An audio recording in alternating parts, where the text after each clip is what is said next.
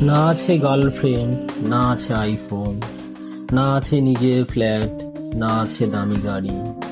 তবুও আমি খুশি, কারণ আমার হৃদয়ে একটাই স্বপ্ন, আইএএস হব, যেভাবেই হোক হব।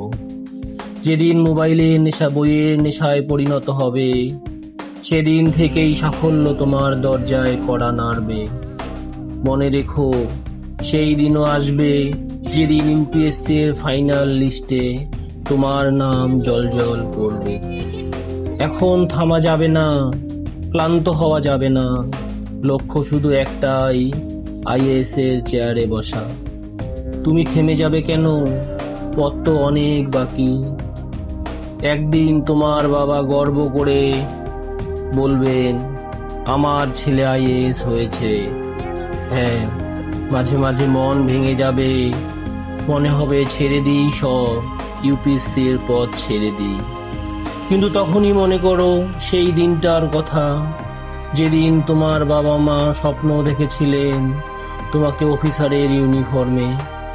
কিছু মানুষ বলবে, কতদিন পড়বি? তুমি হাসি মুখে বলবে, যতদিন না আমি আমার স্বপ্নকে বাস্তব করি। যদি কখনো পড়াশোনার ইচ্ছে না হয়, মনে রাখবে সেই মুহূর্তগুলো যখন অপমান সহ্য করতে হয়েছে, সেই কথা যা তোমাকে কষ্ট দিয়েছে। কখনো কাউকে প্রতিশোধ দিয়ে নয়, শুধু সাফল্যের মাধ্যমে উত্তর দেবে। আইএএস হওয়া সহজ নয়, এজন্য অন্যদের চেয়ে অনেক বেশি পরিশ্রম করতে হবে। হয়তো দিনে 8 ঘন্টা পড়াশোনা করতে হবে, কখনো কখনো 14 ঘন্টাও। মনে রেখো, পরিশ্রম করলে ফল অবশ্যই পাবে। এক রাতের মধ্যে জীবন বদলাতে চাইলে সঠিক সঙ্গী হবে তোমার বই। বন্ধুরা তোমাকে প্রতারণা করতে পারে, পৃথিবী তোমার সাথে বিশ্বাসঘাতকতা করতে পারে, কিন্তু বই কখনো তোমাকে ঠকাবে না। যখন পরিশ্রম অভ্যাসে পরিণত হয়, তখন সাফল্য তোমার নিয়তি হয়ে যায়। আজ যদি তোমার স্বপ্ন পূরণ না হয়, হতাশ হয়ো না। নিজের সময় নষ্ট না করে ভবিষ্যতের জন্য সময় বিনিয়োগ করো। রাত জেগে চ্যাটিং করার বদলে নিজের কেরিয়ার সেটিং করো। ধীরে ধীরে শিখতে শুরু করো, বুঝতে শুরু করো। প্রতিদিন ছোট ছোট পদক্ষেপ নাও। মনে রেখো, তুমি যদি লক্ষ্যপানে 1 কদম বাড়াও, লক্ষ্য তোমার দিকে 2 কদম এগিয়ে আসবে।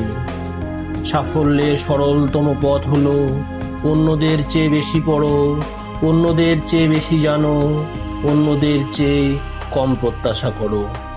এতটা নম্র থেকো যেন সবাই তোমার সাথে বসতে পারে, কিন্তু এতটাই শক্তিশালী হও যে তুমি দাঁড়ালে কেউ তোমার সামনে দাঁড়াতে না পারে।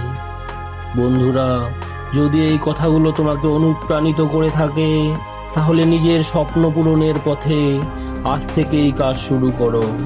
তুমি তোমার স্বপ্ন পূরণে এগিয়ে যাবে, আর আমি প্রতিজ্ঞা করছি তোমার স্বপ্নকে সমর্থন করব।